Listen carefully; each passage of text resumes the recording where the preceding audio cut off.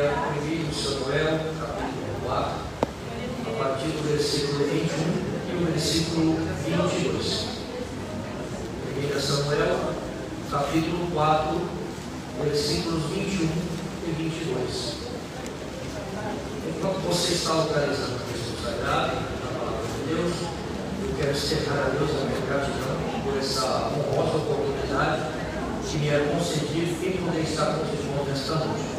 Nesta feita eu quero louvar a Deus pela vida do pastor Elias, da sua esposa, a pastora Jenny.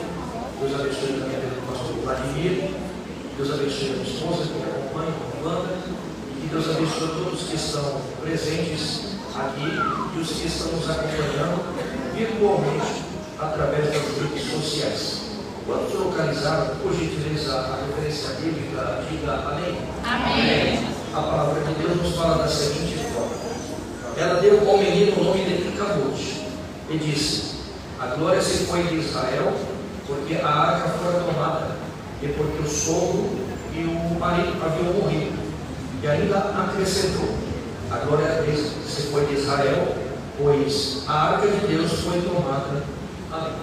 Pode se assentar, por favor. Muito obrigado.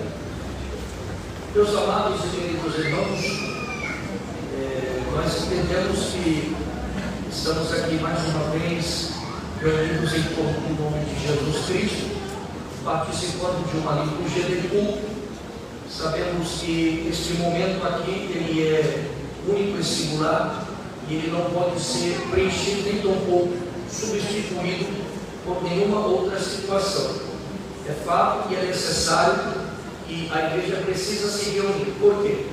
Porque nós entendemos, irmãos, que individualmente falando, nós não somos a igreja, nós somos membros vinculados ao corpo de Cristo.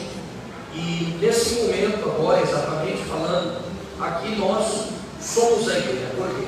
Nós formamos a igreja.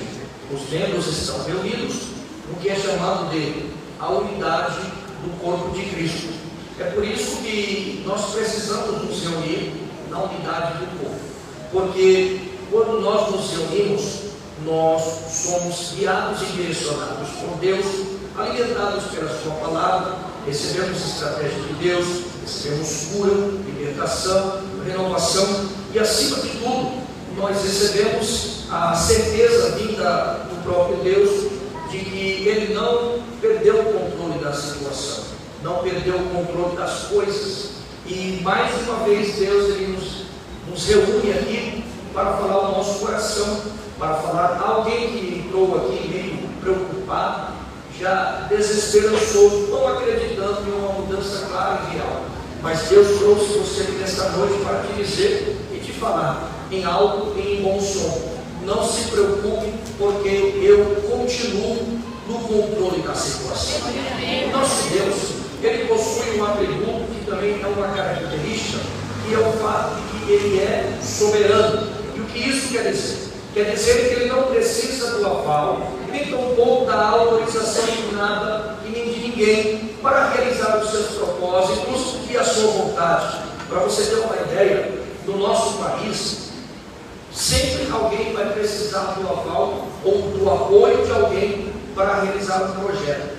O nosso Deus não, Ele não precisa de apoio, Ele não precisa do aval de ninguém, porque Ele é soberano. Ele não precisa do apoio do presidente da República, não precisa do aval dos senadores, nem tampouco dos deputados federais e estaduais. Ele não precisa do apoio do governador, dos prefeitos, vereadores, não precisa do aval do Supremo Tribunal Federal, de Advocacia Geral da União, e nem tampouco de Controladoria Geral da União. Não, por quê? Porque Ele é soberano. A hora que Ele quer fazer, Ele faz, pronto e acabou. E é por isso que Ele nos reúne aqui nesta noite, para você entender que, apesar de tudo que está acontecendo, apesar da situação, das circunstâncias e do momento, isso não representa nada para Deus, porque Ele continua soberano, Ele continua no controle de todas as coisas. Eu gostaria que, se você concordasse com o que está sendo dito aqui, você levantasse a sua mão e desse um glória bem alto para Jesus, porque Ele te trouxe aqui para dizer: eu continuo no controle de todas as coisas.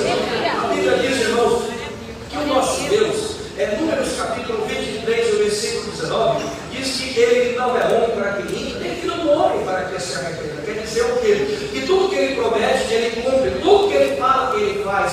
Deus não faz promessas que não tem competência de cumprir. Deus não lança uma palavra para voltar vazia. Isaías capítulo 55, versículo 11 diz: porque assim será toda palavra que sair da minha boca, ela nunca voltará vazia, se antes cumprir tudo que lhe apraz e prosperar no objetivo pela qual eu a enviei ou a designei. Quer dizer que a palavra foi lançada, está sendo lançada, ela continuará a ser enviada, e ela não vai voltar antes de produzir o efeito desejado, ela não vai voltar sem trazer resultado. É por isso que Deus me trouxe aqui na noite deste dia para te dizer: você veio aqui e não vai sair sem resultado. Você está aqui, mas não sairá sem resposta, porque Deus neste exato momento está trabalhando o que você não pode, indo o que você não pode, alcançando o que você não pode. E pode ter certeza de uma coisa: jamais você sairá da presença de Deus de mãos vazias,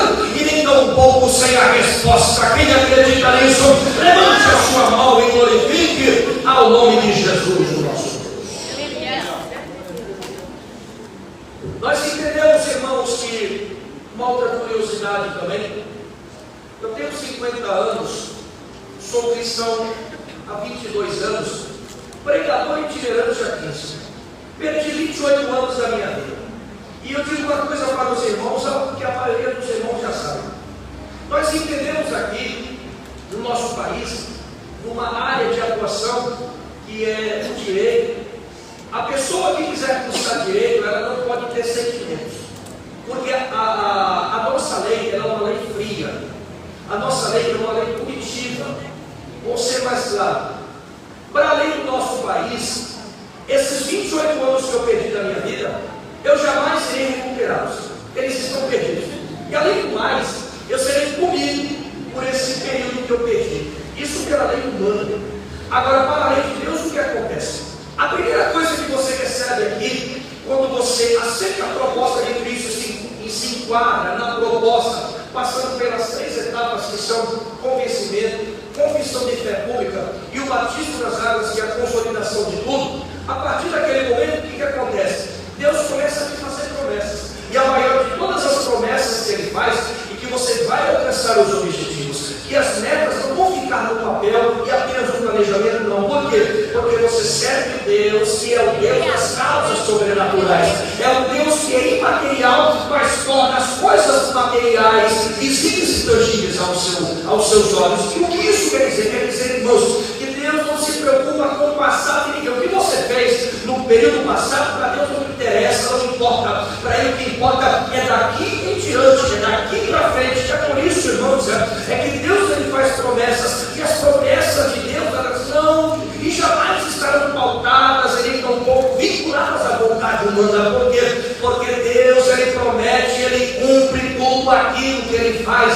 O nosso Deus Ele não sofre de amnésia, não sofre de mal de Parkinson, não sofre de Alzheimer. Irmãos, a Bíblia diz claramente, Malaquias capítulo 3 e o versículo 6, eu, o Senhor, não mudo. Por isso, mas eu sou consumido. Quer dizer que a proposta de Deus está de pé, a promessa está de pé, a palavra não mudou. O nosso Deus está aqui no nosso meio, Ele continua o mesmo, Ele continua soberano, continua no controle de todas as coisas. E pode ter certeza, este ano é ano de Deus cumprir promessa, é ano de Deus cumprir promessa. Deus vai surpreender alguém aqui no nosso meio nessa noite.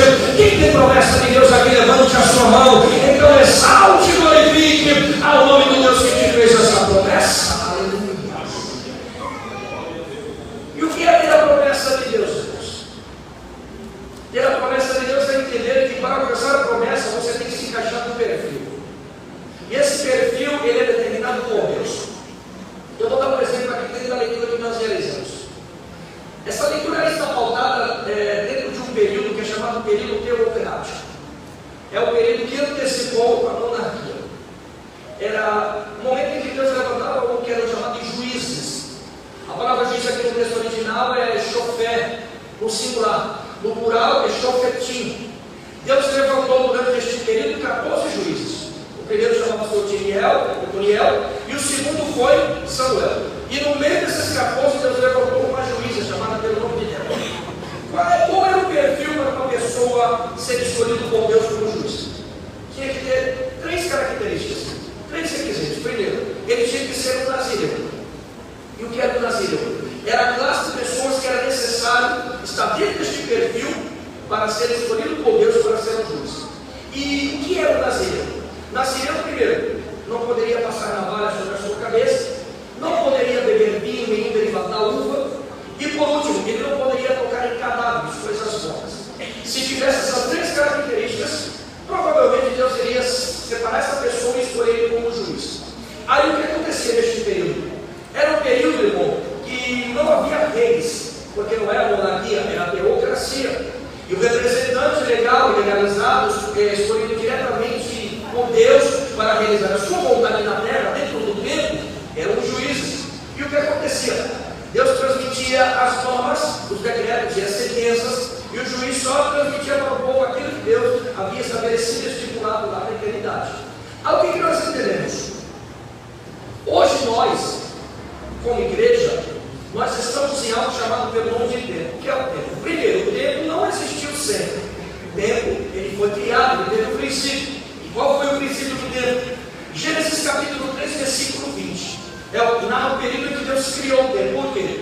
Vamos voltar um pouquinho. Neste período aqui era chamado, foi a primeira dispensação chamada de inocência. Deus havia criado homem e mulher. Deus não criou Adão e Eva. Eles se tornaram Adão e Eva. Mas antes disso, Deus os identificava pelo sexo, ou gênero, masculino e feminino.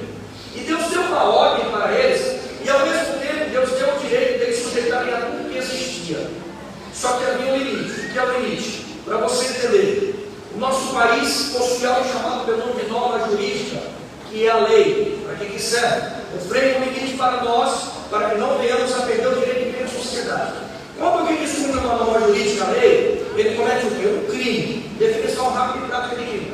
Fato típico jurídico inculpável. Em tese, a pena máxima no nosso país, para quem descumpre a norma jurídica, a lei comete um crime, reclusão de 30 anos. Reclusão é diferente de prisão. Prisão é uma coisa, reclusão é outra. Aí o que acontece? Quando Deus cria homem e mulher, ele deu um limite. Qual era o limite? O limite era uma árvore que tinha um centro e um centro, porque em tese, o fruto da ideia do quê? A sabedoria do bem e do mal. Quando eles desobedeceram a Deus, não cometeram um crime, cometeram um pecado, que é uma transgressão direta a uma ordem dada ou deixada por Deus. Quando eles desobedeceram a ordem de Deus, o que Deus fez? A primeira coisa, eles eram eternos. E o que Deus fez? Deus criou o tempo. Por quê? Gênesis 3:20. Deus tinha que tirar eles da eternidade, porque eles não poderiam mais permanecer eternos. Ao que Deus fez? Deus cria o tempo, tira os dois da eternidade e coloca no tempo. A partir daquele instante, eles já tinham prazo de validade. Tempo de duração, por quê? O que é o tempo para nós? O tempo para nós representa o quê? O limite da vida. Quer dizer o quê? Quando acaba a vida, é porque acabou o tempo, ou vice-versa. E o que é o tempo para nós também? Hebreus capítulo 9, versículo 27, que diz que é lícito a todo ser humano, dependente de ser homem ou mulher, morrer uma única vez. Depois disso segue-se o juízo, para a condenação eterna ou para a vida eterna. É mais ou menos o que diz em Mateus capítulo 7, versículo 13 e 14, falando ali de uma parábola acerca de 2 portas ou 2 caminhos, porta larga, porta estreita, caminho largo, caminho estreito. Ali a narrativa que apresenta o perfil da eternidade. A eternidade no inferno e a eternidade ao lado de Cristo. Mas tudo isso depende do quê? De uma escolha que não é feita na eternidade, é feita no tempo. O que você vai galgar na eternidade depende do que você faz ou das escolhas que você tem no tempo. Por quê? Quando acabar o tempo, irmão, quer dizer o quê? Não tem mais como mudar as escolhas. Eu vou te dar um exemplo bem claro. Todos aqui sabem que para que nós viéssemos a estar aqui hoje como igreja, a primeira situação foi quando? Atos capítulo 2, versículo 42 ao 47, o perfil da primeira igreja. Só que o tempo passou, aí chegamos no ano de 1517, no século XVI, Deus levanta um monge alemão chamado pelo nome de Martinho Lutero, que se desvincula da igreja católica por causa de algo que era chamado de indulgência. O que eram as indulgências? Era uma linha de raciocínio dos religiosos daquela época. Eles afirmavam que tinha um poder de oração tão tremendo, pastorias, que a oração deles tinha o poder de tirar as almas da pessoa que morria sem Cristo, portanto estava levava para um local chamado de purgatório, e depois do purgatório ia para a eternidade ao lado de Cristo. Então Lutero, como um bom conhecedor de Bíblia, ele identificou que uma heresia, algo que ele fez, se desvinculou da Igreja Católica, foi da Igreja de Gutenberg, gravou na porta 95 teses, e a partir daquele momento estava sendo criado o que nós conhecemos hoje pelo nome de protestantismo, ou evangélico, ou cristão, ou como você quiser determinar melhor. Nós somos o que? Igreja por causa disso, porque nós protestamos contra as heresias, protestamos contra o pecado, protestamos contra a morte, contra o diabo, contra os demônios, nós protestamos contra tudo aquilo que ameaça os princípios de Deus. É por isso que você está aqui nesta noite, porque Deus te chamou com uma voz, Ele não te chamou com um eco, Ele quer que você seja o propulsor, Ele quer que você seja a ferramenta, o condutor, o representante de Deus aqui nesta terra, dentro do tempo. Quem acredita e concorda, levante a sua mão e glorifique ao nome de Deus. Lutero tinha dois contemporâneos que todos conhecem. O primeiro chamava-se João Calvino e o segundo Jacob Arminius. Cada um defendia uma tese de raciocínio. Calvino defendia o que era chamado de racionalismo, a ideia de que toda pessoa naturalmente já nasceria com a tendência de servir a Cristo. Jacob Arminius defendia o que? O empirismo, a ideia de que servir a Cristo é uma questão de escolha, a pessoa deve escolher e desejar servir a Cristo. E como exemplo disso, ele dava uma tese e usava como símbolo que toda pessoa nasceria semelhante a uma lousa em branco, ou seja, o que seria escrito naquela lousa depende das escolhas que a gente toma no tempo. É por isso que Deus te trouxe aqui nessa noite para dizer: se você está aqui, é porque você ainda tem tempo. Se você ainda tem tempo, é porque Deus ainda está te dando oportunidade. Então não deixe passar, não desperdice, não jogue fora, não despreze a oportunidade que Deus está te dando, porque se Ele está dando a oportunidade, é porque ainda tem tempo. E se tem tempo, é porque Deus está no negócio. Quem acredita, levanta a mão da glória para Jesus. A igreja, ela não foi criada para ter vida fácil, porque a igreja, ela representa tudo que este mundo e a sociedade não concorda, tudo que o mundo defende. A igreja está aqui para estar na contramão, para protestar. Aí o que nós entendemos? Nós entendemos que nos momentos mais difíceis, mesmo quando parece que Deus perdeu, Ele sempre vai intervir na história para mostrar que Ele não perdeu o controle das coisas. Mostra isso com o que Ele fez no ano de 1506. Ele levanta um pastor chamado pelo nome de John William Seymour, na Rua Susa, um chamado avivamento da Rua Susa. E este período ele durou até o ano de 1906 a 1917. No meio deste período, ele envia para o nosso continente aqui 3 missionários suecos. Muitos falam de 2, mas eram 3. Quem eram? Era Daniel Berg, Gunnar-Vir e Luigi Francesconi. Só que esse terceiro, ele se rebeliou, ele não concordou com os outros 2. Que a princípio, quando vieram para cá, a princípio eles não eram para vir para cá, eles eram para ir para a Índia. Só que Deus fez uma reviravolta e eles vieram aqui para o Brasil, lá em Belém do Pará. Só que quando chegou ali, o terceiro, o Luigi Francesconi, ele se rebeliou contra os 2 missionários. E ele quis ter a sua própria tese. Aí o que ele fez? Ele criou uma seita, uma denominação que muitos aqui conhecem. Você pode não concordar, mas é um fato, é real, é história. Ele criou o que nós conhecemos como a Congregação Cristã do Brasil. Ele foi o fundador dela. Tudo que a gente prega e defende aqui, eles desfazem e distorcem lá. Por quê? Porque tudo aquilo que começa errado nunca vai acabar certo. Tudo aquilo que começa com divisão nunca vai trabalhar em unidade. É por isso que Deus te trouxe aqui nessa noite para te dizer: entenda uma coisa, nós só continuaremos essa igreja enquanto nós estivermos trabalhando na unidade do Espírito Santo. Porque aqui, irmão, ninguém tem poder nem competência para ganhar alma, não. Isso é uma mentira que é pregada e ensinada por muitos anos. Por quê? Porque a Bíblia diz, Zacarias capítulo 4, versículo 6, ou o Evangelho de Jesus Cristo interpretado por João capítulo 16, versículo 7, diz que é o Espírito Santo que convence o pecador acerca do pecado, da justiça e do juízo. Se é Ele quem convence, então é Ele quem ganha. O nosso papel é fazer bem feito, ser convincente, contundente e relevante relevante. Quando as pessoas olharem para nós e nos verem desenvolver, desempenhar a chamada, o ministério, a vocação que Deus te deu,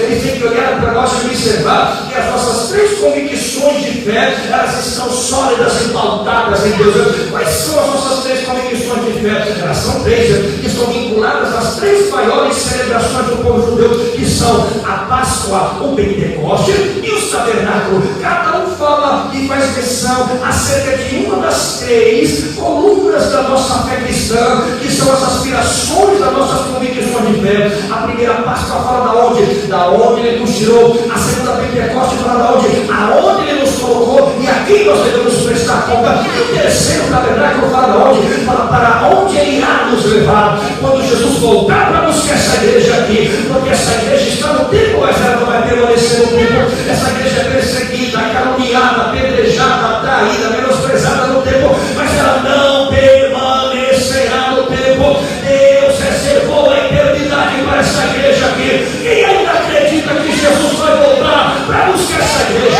Levante a sua mão, feche os seus olhos e glorifica o nome dele aí. Camaxéria, Cambaraia. Deus trouxe alguém aqui nessa noite para dizer para você em alto e bom som: não troque o princípio, não abra mão do princípio, não abandone a chamada. Deus vai renovar as suas convicções aqui nesta noite. Deus vai curar alguém aqui no nosso meio. Deus vai firmar os pés de alguém que está no nosso meio aqui. Se você acredita, concorda e recebe, levante a mão e glorifica. Aleluia. Muito tempo, irmãos. Muito tempo as pessoas ensinando errado, porque tem preguiça de estudar, não tem coragem de sentar. As pessoas já aceitam Jesus querendo serem mestres e doutores, e não é assim que trabalha, não é assim que Deus opera. Tem um tempo determinado para todas as coisas, e esse tempo não é o nosso, porque abrimos mão dele quando entregamos a vida para Cristo e fomos batizados nas águas do nome dele, uma única vez em toda a nossa existência. É entender que a partir daquele instante Ele nos tirou do nosso tempo e nós fomos colocados no tempo dele, que é o tempo chamado no grego de Kairos. Quer dizer que tudo que vier a acontecer só vai acontecer pautado e vinculado no tempo e na vontade de Deus. Mas as pessoas não querem esperar. Eu vou te dar um exemplo. O exemplo mais claro que nós temos do que eu vou falar agora é o Salmo de número 40.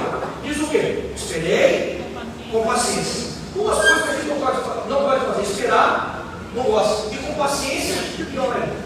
Só que aqui o salmista vai trazer um exemplo do que ele passou, porque você só pode falar de uma coisa, porque aqui não tem nenhum sofista. A época dos apóstolos não tinha. Quem eram os sofistas? Pessoas que pregavam aquilo que não conheciam, pessoas que falavam daquilo que não viviam, e nós não somos assim. Nós pregamos o que vivemos e falamos o que conhecemos. Aí o que acontece? Aqui, a palavra diz, começa falando do Salmo de número 40. Esperei com paciência. Uma ação que já foi consumada, sim ou não? Já foi feita. Ele está falando de algo que ele viveu, pensou e passou. Mas agora entenda uma coisa. Nós temos que entender que nós temos uma Bíblia. Você tem uma Bíblia na sua mão, hoje em dia é fácil.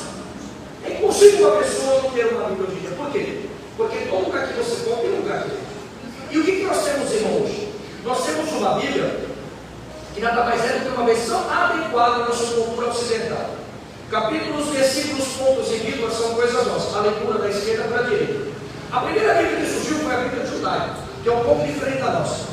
Ela é constituída pelo Tanakh, que é o Antigo Testamento judeu, que vai de Gênesis ao segundo livro das Crônicas, a Sefer Torá, que é o nosso Pentateuco, Bereshit, Shemot, Vaikra, Bamidbar e Devarim, e algo que é chamado de 613 preceitos da lei mosaica, que para ele representa o que para nós é a nossa Constituição. Nós temos 7 constituições, estamos a 7, promulgada no dia 5 de outubro de 1988, 250 artigos e aproximadamente 99 emendas constitucionais. Para o judeu, a Constituição deles são 613 preceitos. São leis, são condutas de ética, padrão e moralidade do judeu dentro da sociedade judaica. Aí o que nós entendemos? A Bíblia que nós temos hoje aqui, ela é o que mais próximo se conseguiu traduzir dos textos originais. Aí como você vai entender? Estudando, examinando, lendo, nunca debatendo nem questionando, porque a Bíblia se estuda. Você quer conhecer o Deus que você serve? Estude a Bíblia. Quer saber qual é a vontade dele? Estude a palavra. Quer conhecer os propósitos dele para a sua vida? Conheça mais a palavra de Deus. E o que é a palavra de Deus para nós? Vou resumir no versículo. Hebreus capítulo 4, versículo 12 diz: porque a palavra de Deus é viva e eficaz, e mais penetrante do que qualquer espada de dois gumes, penetra a televisão da alma, do espírito, entre juntas e medulas, e é a única que é capaz de discernir os pensamentos e as intenções do coração. Quer dizer o quê? Quer dizer que a palavra de Deus, ela vai além do alcance do material e da materialidade, porque ela age no sobrenatural e no imaterial. Ela age onde você não pode, você não alcança e não tem alcance. É por isso que nesta noite aqui, eu não estou fazendo promessa, nem proposta, nem política, nem campanha não, mas é o que a palavra de Deus nos diz, irmãos. Se ela diz que você vai sair daqui com a resposta, você vai sair com a resposta. Se ela diz que você vai sair curado, você vai sair por atenção, porque a palavra de Deus, irmãos, ela é viva e eficaz, ela tem perfil de personalidade, ela tem todas as condições de cumprir tudo aquilo que ela promete. É por isso que nessa noite aqui Deus manda dizer para alguém: te prepara, porque eu vou te surpreender de forma extraordinária. Quem acredita, concorda, recebe, crê, toma posse, levante a sua mão e glorifique a Deus. Às vezes parece que Deus perdeu o controle, mas Ele não perdeu o controle. Algumas situações acontecem e as pessoas dizem que Ele perdeu o controle. Ele não perdeu. Ele permite que algumas situações aconteçam. Demonstração clara foi o que nós lemos aqui nesta noite.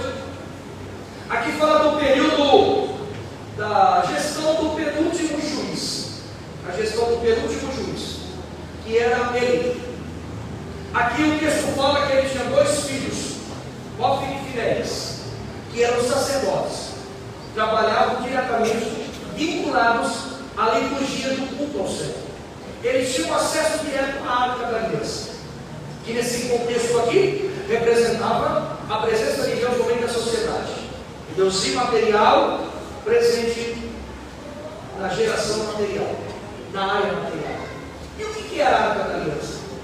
Os irmãos sabem que era um baú feito de madeira de acácia, forrada de ouro por dentro e por fora, no seu interior 3 elementos: um prato de ouro por dentro do almoço do maná, as tábuas contendo os 10 mandamentos, o decálogo, e um pedaço do cajado, a vara de Arão que floresceu no deserto. A tampa chamava-se propiciatório do hebraico capurei, quer dizer, assento da misericórdia. Na parte superior da tampa do propiciatório foi gerado esses 2 querubins de joelho que olhavam constantemente para o interior da arca.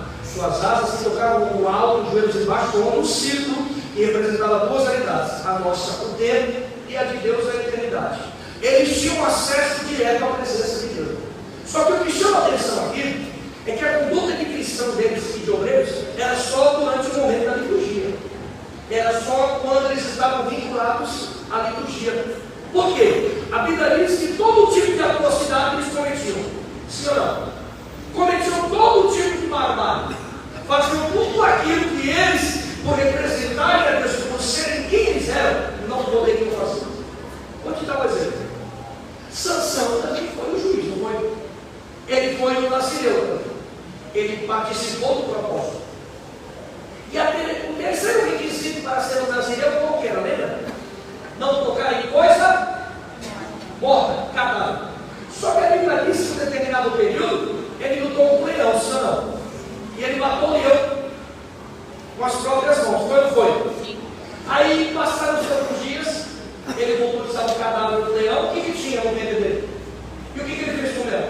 Ele pegou e não poderia tocar. Era um cadáver. O leão estava, mas estava no cadáver. Aí eu te pergunto, ele perdeu a força ali na hora? Ficou fraco na hora? Perdeu o seu poder? Não, por quê? Porque, lembra que eu falei do tempo? Aqui o tempo também age. Só que aqui, eu dou um exemplo que é mais ou menos assim. Nós sabemos que o que nós vamos fazer não está certo, mas a gente faz. O que é isso? É chamado de iniquidade. Aqui a iniquidade que Sansão cometeu foi por parte de omissão. Por quê? Ele sabia que não poderia tocar, mas ele tocou. Aí o que Deus faz? Deus vai dando corda. Quando ele puxa a corda, quer dizer o quê? É um basta, ponto final. O tempo acabou. Na vida de Hofni e Finéias não foi diferente. Neste período aqui, eles tinham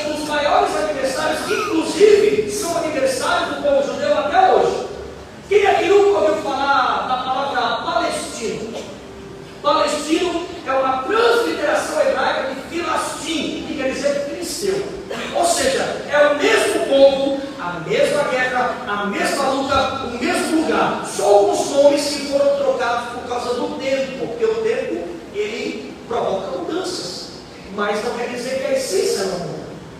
A essência continua a mesma, as pronúncias é que mudam. Aí o que aconteceu? Eles tinham um aniversário eterno, os filisteus. Só que neste período aqui, os filisteus não atacavam o povo de Israel. Por quê? Porque eles ainda estavam com a ideia e tinham medo do que tinha acontecido no Egito. Quando pensavam, cogitavam seriamente atacar Israel, que lembravam, não podemos. Olha o que aconteceu com o Egito, com o faraó, um exército, foram destruídos, exterminados. Aí o que acontece? Eles não tinham coragem, mas tiveram uma estratégia. Pegaram espiões, e infiltraram no meio do povo de Israel. Mas não no meio do povo comum, no meio das autoridades, pessoas de relevância e contundência. E a rotina diária dessas pessoas começou a ser observada. E tudo que eles faziam, os espiões reportavam para os seus chefes filisteus. Aí chega um momento, irmãos, que eles chegaram em Ofni e Finéias, porque eles tinham um cargo de importância, eram sacerdotes. Aí começaram a pesquisar e viram a conduta deles dentro do templo e fora, no momento da liturgia e quando a liturgia acabava. Aí o que acontece? Bom, sabe o que alimenta o aniversário deste Timóteo? As nossas incertezas, insegurança, a nossa conduta duvidosa e o que a gente faz que desagrada a Deus. Isso alimenta o aniversário. Isso dá força para ele investir contra nós. E aqui não foi diferente. Eles começaram a observar que os dois sacerdotes, Ofni e Finéias, não eram o que diziam que eram. Não praticavam o que deveriam praticar na totalidade. E isso começou a animar o exército filisteu. Isso começou a dar força, começou a dar estratégia para eles. Então, eles começaram a traçar a arte da guerra e o momento certo. E eles sabiam, irmãos, que todas as vezes que Israel ia para uma guerra, a arca sempre ia na frente. E quem carregava a arca? Ofni e Finéias. Eles carregavam os bastões laterais. Aí o que acontecia? Eles sabiam que a presença estava ali, mas aqueles que defendiam a presença não estavam vinculados à presença. Aqueles que estavam do lado da presença, eles não tinham o mesmo perfil da presença. Aí qual foi o resultado? Eles foram guerrear contra o povo de Deus, e a primeira baixa que teve foi o quê? Os dois sacerdotes, Ofni e Finéias. A arca foi tomada, não foi roubada. A Bíblia diz que ela foi tomada. Ela foi tomada. Naquele instante nasce uma criança. E qual foi o nome que a criança recebeu? Icabod. Que quer dizer o quê? A glória se foi. Versículo 22 diz o quê? Que a glória se foi porque a arca foi tomada. Naquele momento, a olhos humanos, qual era as palavras que cogitavam no meio do povo? Ruína, perda, derrota. Para os humanos.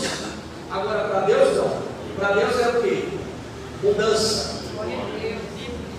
Muitos podem ter entrado hoje aqui, as palavras que ouviram são palavras desanimadoras, como as que já estão sendo cogitadas desde o dia 1º de janeiro. Porque o que você vê na televisão é mentira. Eles falam uma coisa, mas as projeções são outras.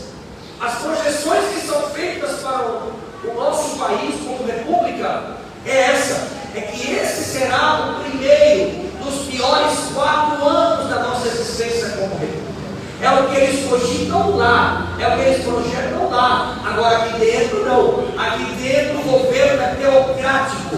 Aqui não é obra de homens, aqui é obra de Deus. Quem está no controle aqui não é o presidente. Quem está no controle aqui é o Deus soberano, Criador dos céus e da terra. E Ele te trouxe aqui essa noite para te dizer: não se preocupe, lá fora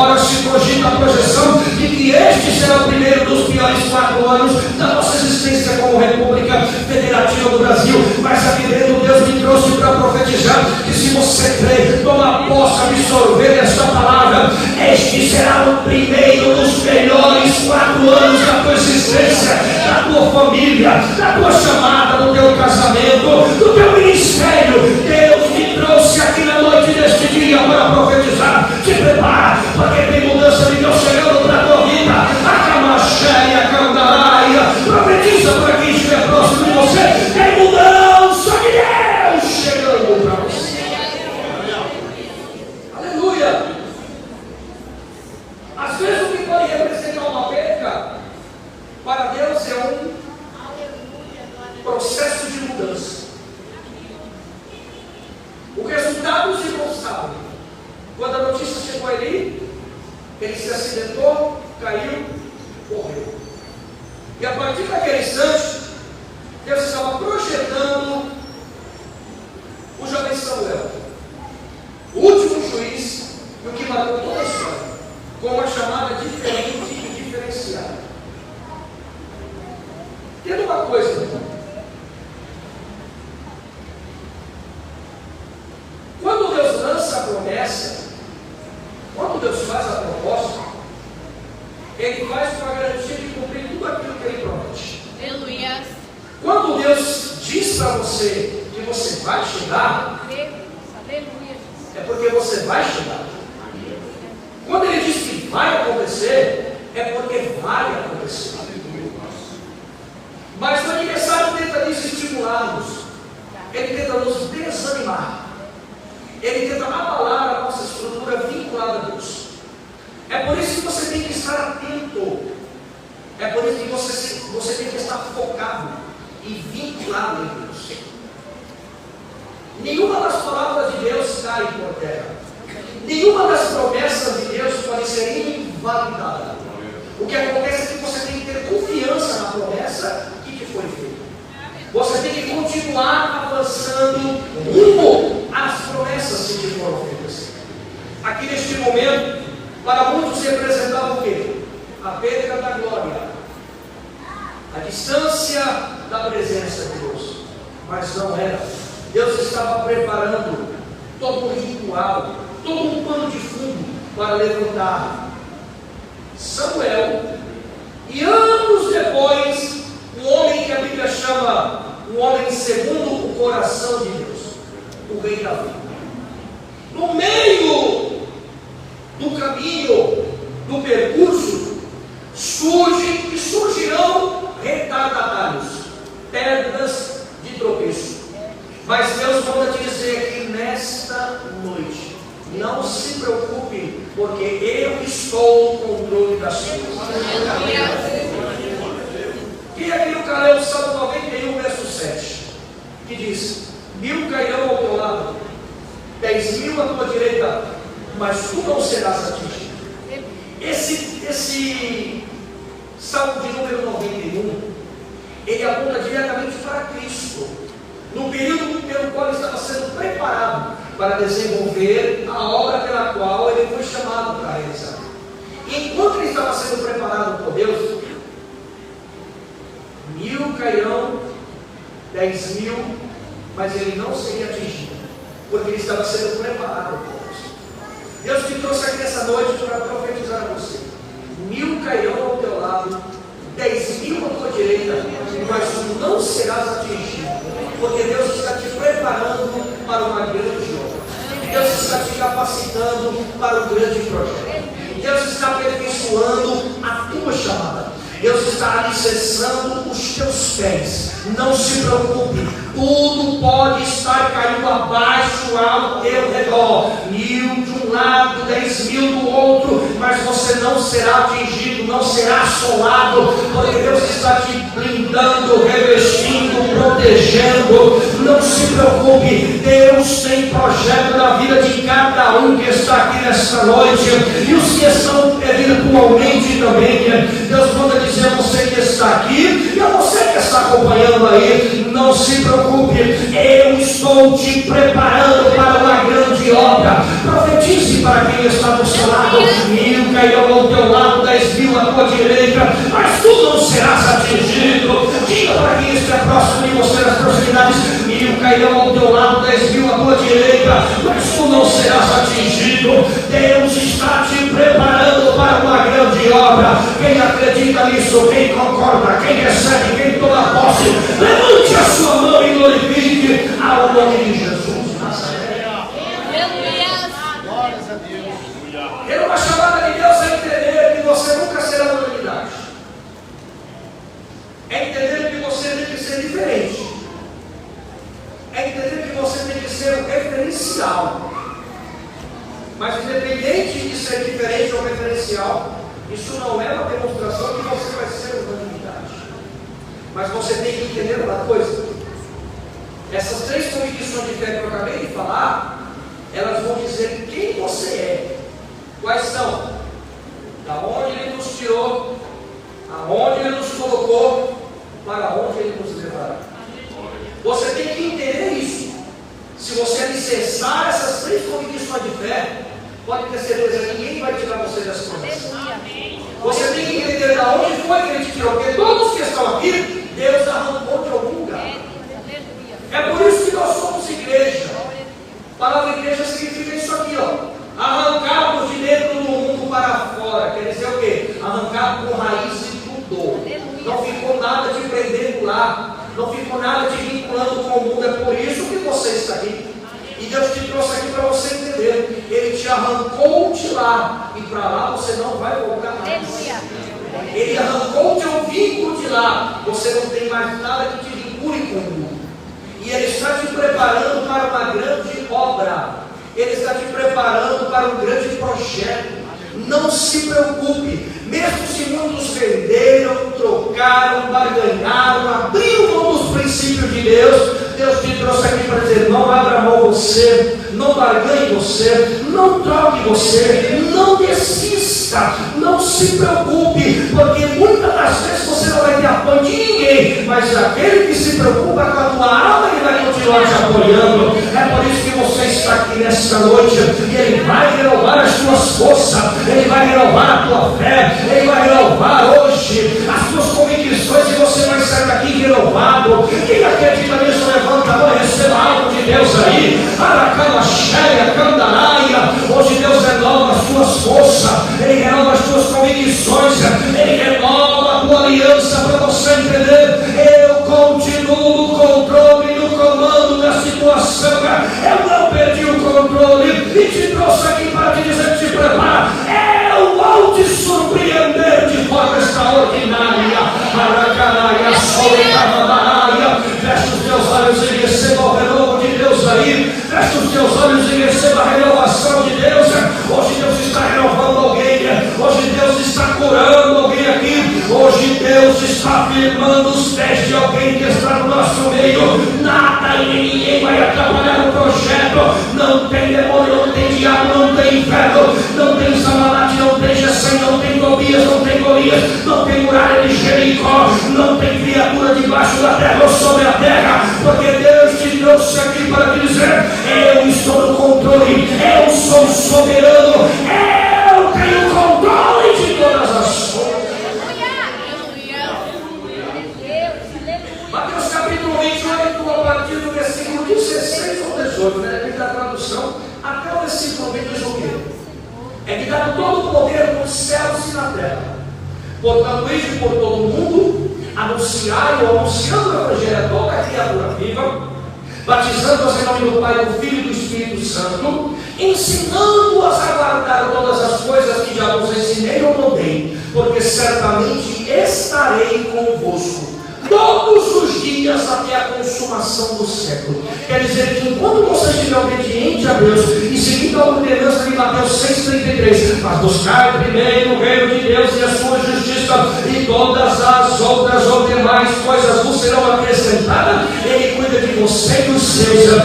Enquanto você está aqui adorando a Ele, Ele está cuidando dos seus. Enquanto você está aqui glorificando a Ele, Ele está dando livramento para os seus. Enquanto você está aqui regozijando e sentindo a presença dEle, Ele está visitando a tua família, a tua parentela, e Ele está cortando o arco, quebrando a lança, queimando os carros do aniversário do fogo. Ele está desfazendo, repreendendo e neutralizando todas as obras do mal, porque foi para isso que Ele veio.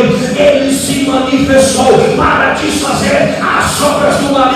Hoje Ele está desfazendo tudo aquilo que era contrário, todo o mal contra a tua vida, contra a tua família, contra a tua chamada, contra o teu relacionamento, contra a tua aliança. E pode ter certeza, Deus está dando sinal na vida de alguém aqui. Te prepara porque coisa grande eu vou fazer na tua vida, na tua história. Profetiza para quem estiver próximo de você. Deus irá te surpreender de forma extraordinária. Profetiza para o Senhor. Deus irá te surpreender de forma extraordinária. Para muitos é perca, para muitos é derrota, para muitos é ruína, mas para Deus não, é mudança, é mudança, é mudança, tem mudança de Deus começando na vida de alguém aqui. Quem acredita?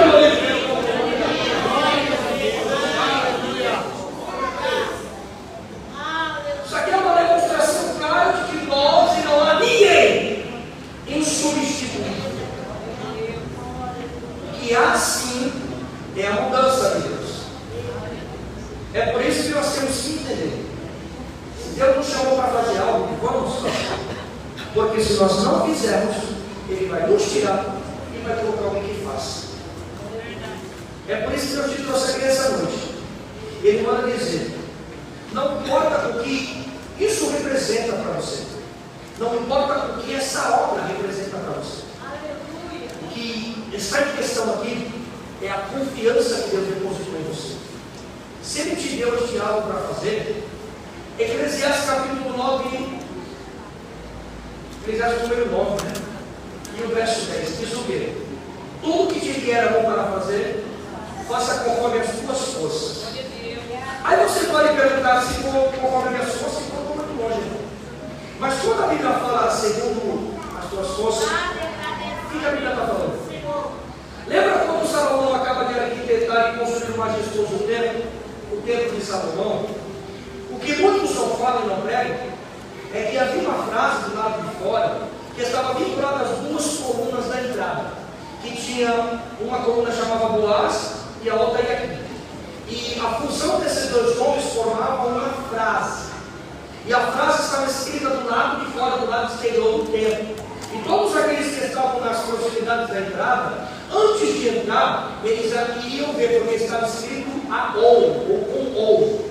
E a frase começava apontando para o céu, dizendo isso aqui, ó: nele está a nossa força. Quando o Eclesiastes fala no verso 10, conforme as tuas forças, está dizendo o quê? Que é Ele que te sustenta.